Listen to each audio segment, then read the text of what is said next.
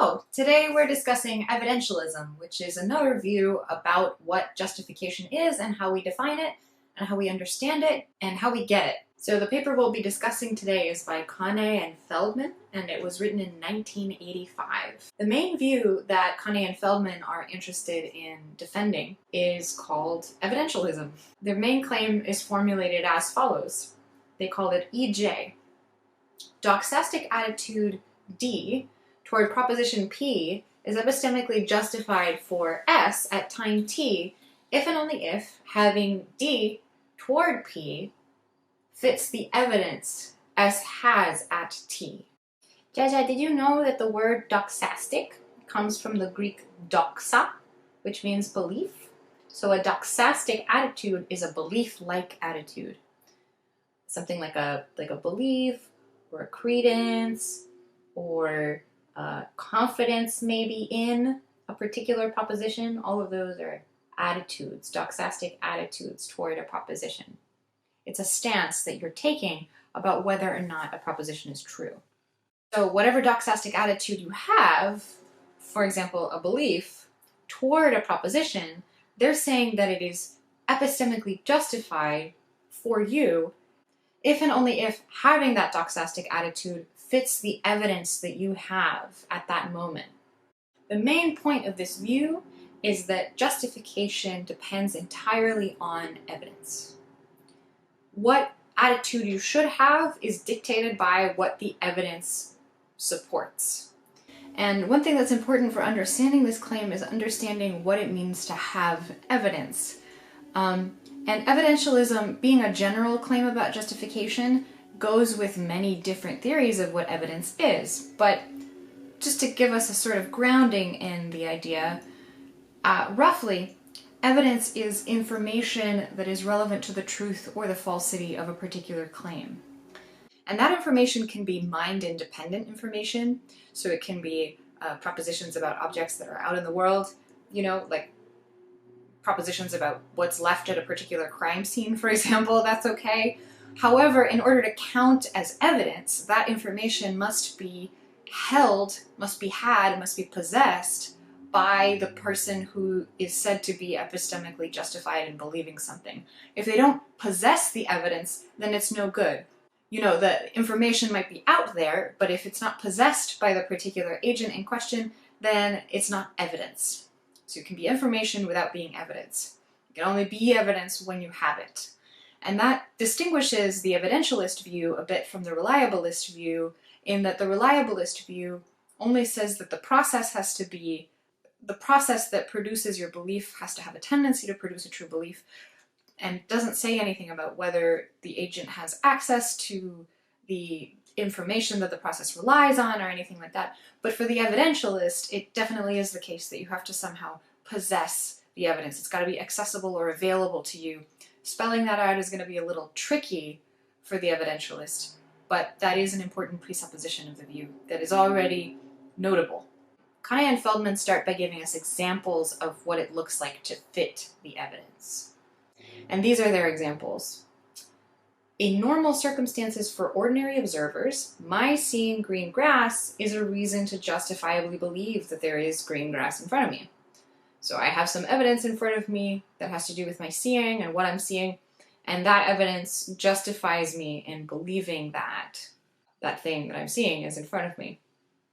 They also say, under the current circumstances, we should suspend belief in the proposition, currently an even number of ducks exist, because our evidence makes it equally likely that the number of ducks is odd. So I have a certain amount of evidence about ducks, like I know that ducks exist in the world. Right, Jaja? We know some ducks. Have you ever met a duck? Maybe you haven't met a duck. I want you to remember what we learned. Ducks stick together, right? Yeah! But even if we meet a lot of ducks, we won't know exactly how many ducks are in existence. And the number of ducks that are in existence could be in the thousands, could be in the millions, but the proposition that we're asking about has to do with the even or oddness of the number of ducks that there are. And it just seems equally likely that the number be one or the other, given what we do know. What we do know is that positive integers are either even or odd. And there are just as many even numbers as odd numbers.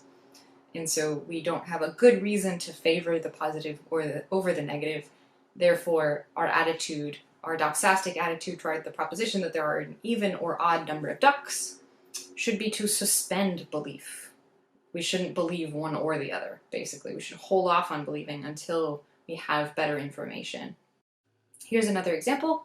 It is reasonable to disbelieve that sugar is sour because our gustatory experience provides us with evidence against this proposition. If I put sugar on my tongue and I taste it, it's going to taste a particular way to me, and that taste is not going to be sour, and so I have some evidence for believing that sugar is not sour. So on the evidentialist account, justification depends entirely on evidence. It doesn't depend on anything else. Everything that can be described as justification can be described in terms of evidence and its relation to evidence. Other views of justification don't necessarily require this.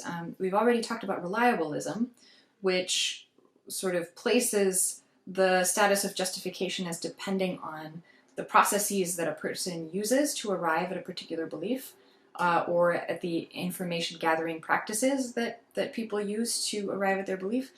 A different view, which we'll talk about a little bit later, is called virtue epistemology, and virtue epistemology has it that the cognitive capacities of people are what help determine the justification of a belief. You'll notice that the evidentialist doesn't say much about cognitive capacities. It just says something about whether the attitude fits the evidence that you have. According to a virtue epistemological view or a reliabilist view, some non-mental states can provide rational support. They can be relevant to justification. For the evidentialist, this is just not the case. Only mental states or things that are accessible to you will be responsible for your justificational status.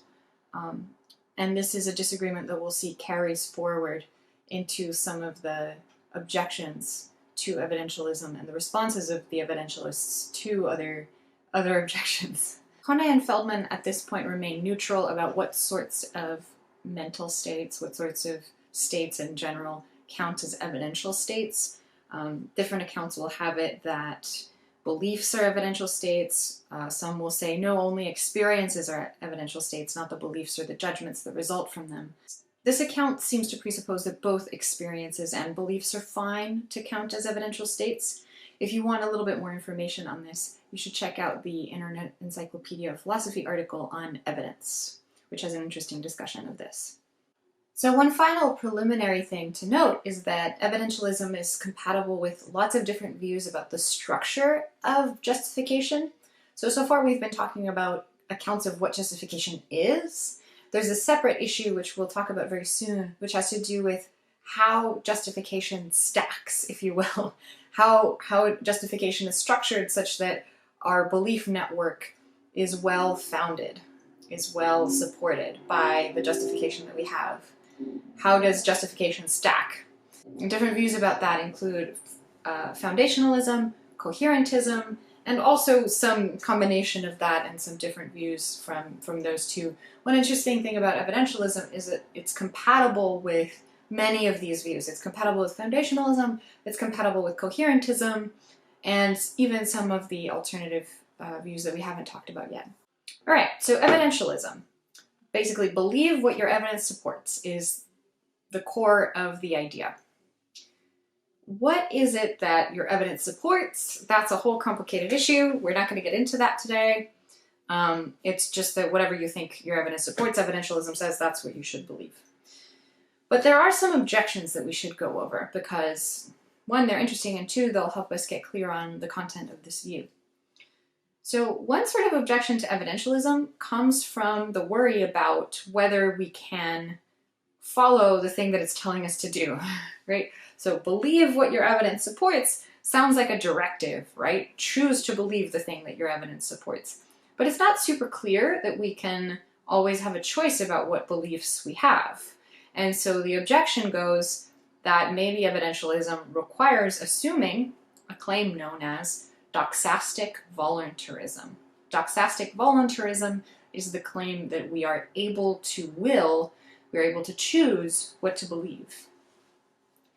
people who don't like doxastic voluntarism say, gosh, it sure seems to me like I don't choose what I believe. I just sort of am compelled to believe in certain things on the basis of what I'm experiencing, what I've seen, what processes I'm using.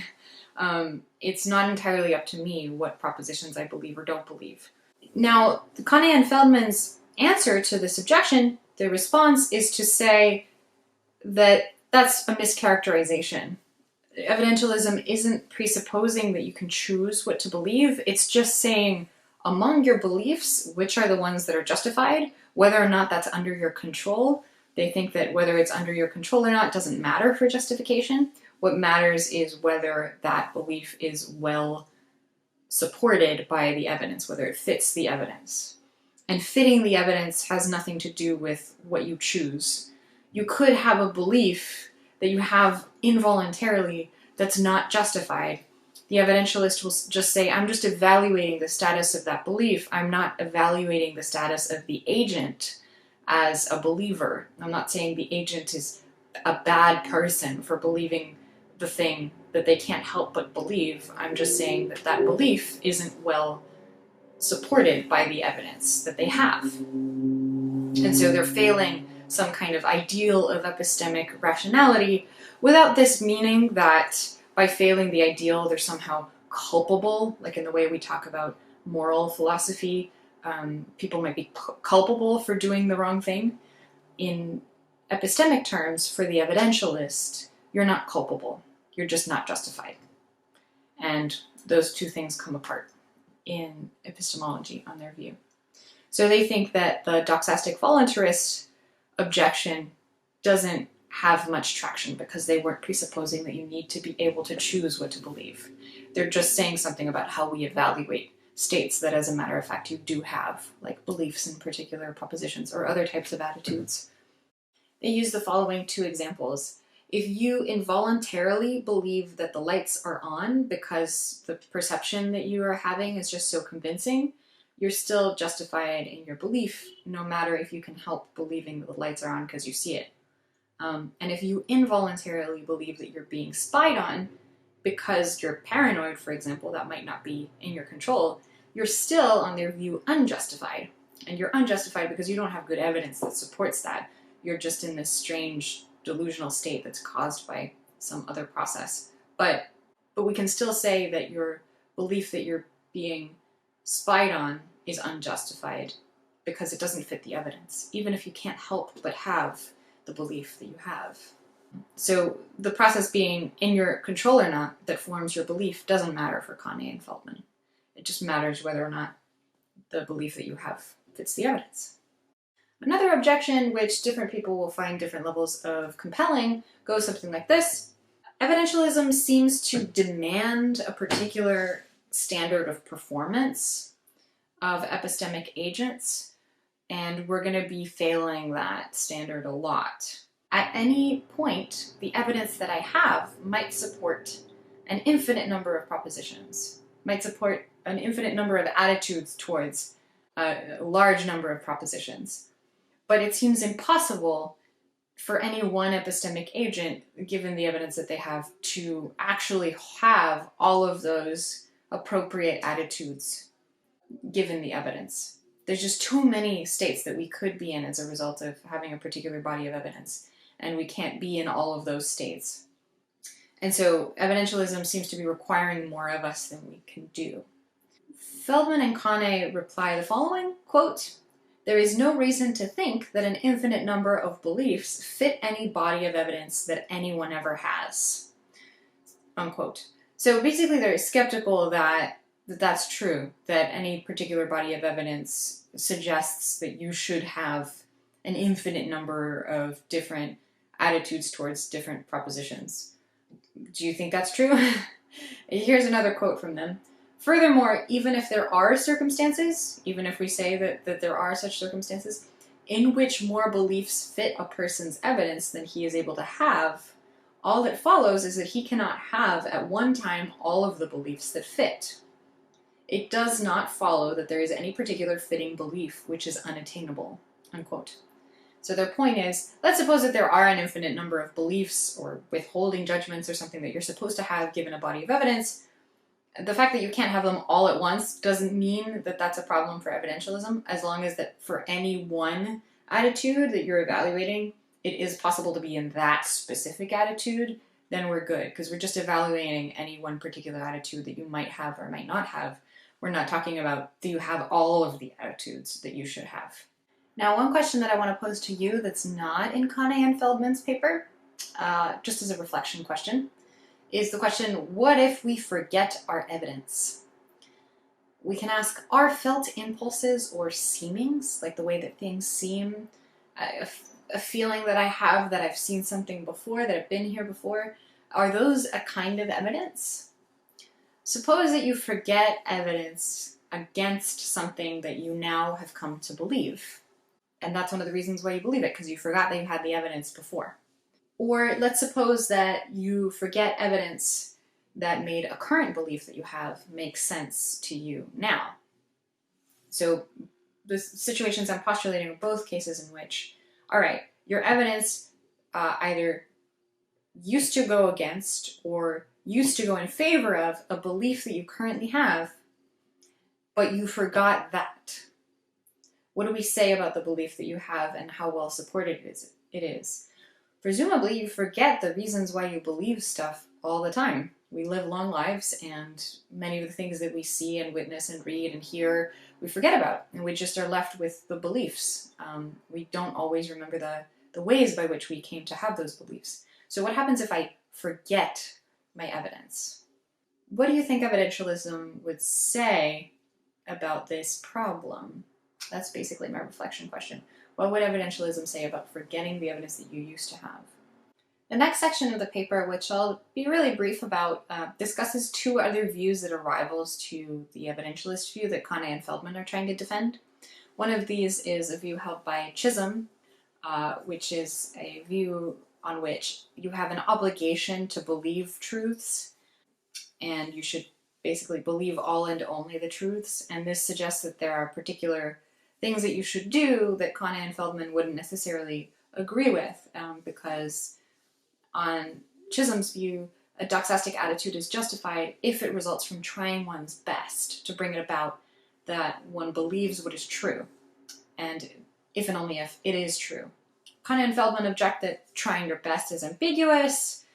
This doesn't seem to be a feature of evidence, right? It seems to be a feature of agents and how they should respond. And Conee and Feldman ultimately reject this view because their view of justification, evidentialism, doesn't seem to care about trying. It doesn't seem to care about whether you're trying or whether you're not trying. Maybe you're like lazy and you got the right answer anyway. What they care about is whether or not the attitude that you have fits the evidence. And so sometimes it's going to be the case that your attitude fits the evidence only if you're like working hard at it, because it takes a while to put the evidence together or something. But sometimes it won't be about trying very hard. Sometimes you'll have a justified belief, whether or not you care to try to find the truth specifically, whether you're very oriented toward that goal. So they sort of dismiss the Chisholm view. Another view that they dismiss, but do a little bit of discussion about, is Hilary Clornblythe's view, according to which justification depends on the way in which one conducts one's inquiry. So there's a similarity here a little bit to Chisholm's view. And for Clornblythe, it matters that, for example, if you're at a conference and you're sort of lost in thought and a colleague says something that's an objection to the view that's being considered, and it's a good objection, but you happen not to hear it because you're sort of really immersed in your own thoughts, and you form a belief that goes against that objection, then there's a sense in which Clornblythe would want to say that your belief is not justified because you were not being the best at conducting your inquiry. You weren't responsible in the way that you were conducting your inquiry. And that would again speak against evidentialism, because the problem here on that view seems to be how responsible you are as an agent, as an inquirer, and not so much whether the belief that you form fits the evidence that you have. But Conee and Feldman says that actually it does depend on what evidence you have. It doesn't matter whether or not you listen to the content of the objection. if you were even aware that an objection was being made, then that's already on you. That's something you should account for in assessing your evidence, and you should have maybe modified the thing that you ended up believing. So there's a sense in which your belief is not fitting the evidence. And if it's not fitting the evidence, then it's not justified on their view either. But if it turns out that the belief still is fitting the evidence, then it is justified. And that's the only thing that matters for them. It doesn't matter whether you're, again, trying your hardest, whether you're being a responsible inquirer. They just care about whether the attitude that results fits the evidence. So they say, quote, justified beliefs can result from epistemically irresponsible actions. They don't care. What do you think, though? Do you think that responsibility, like the way that a person conducts themselves in doing an inquiry, matters for whether we count them as justified in believing certain things? What do your intuitions say about this case? Do you think that in the end it does all come down to evidence the way that Conee and Feldman think?